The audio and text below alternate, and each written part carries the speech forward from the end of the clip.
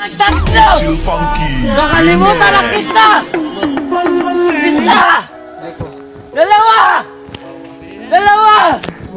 Dalawa! Dalawa! Sa bawat sadlit, handang masaktan, kahit di mo alam. Nagbilang kayo para may kumi. Dalawa! No! Isa! Dua! Tatlo! Empat! Lima! Pito! Siyam! 10! 10 at may isa! 10 at 2! 10 at 3! 10 at 4! 10 at 5! 10 at 6!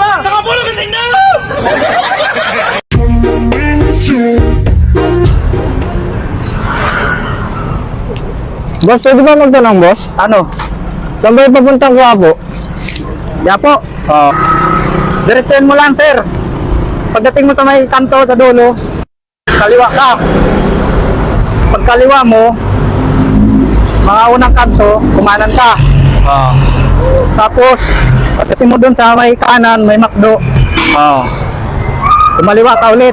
Oo, boss. Tapos may makikita kang pabrika ng sigarilyo. Oo. May makikita kang gwardiya dun sa labas, dun ka magtanong.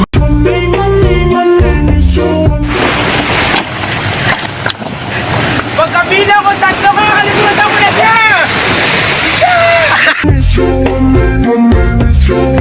Siya pa rin po, siyempre naman. Ayun. Di sabihin mo kay Mr. Mahal na mahal mo siya. Hello, mahal. Huwag ka naman magselos. Ikaw ang mahal ko. Number 1 ka sa buhay ko. Huwag mo siyang number 1. Dapat siya na lang ang only one. My only one. Ipagsigawan mo ang kanyang pangalan. Ulitin mo. Ay, Bobby! Nandito na ako sa Wawawi. Sabi mo, ba't... Sino ang nagsabi ng salawikain na ang hindi marunong magmahal sa sariling wika ay daig pa sa bilasang isda? Ma'am? Uy, dali-dali naman yan eh. Si Berta nagtitinda ng isda sa palengke. Anong pangalan mo? Jose Rizal. Niloloko mo ba ako? No, ma'am. Si Aling Berta na nagtitinda ng isda sa palengke ang nagsabi sa akin na si Jose Rizal ang nagsabi niyan.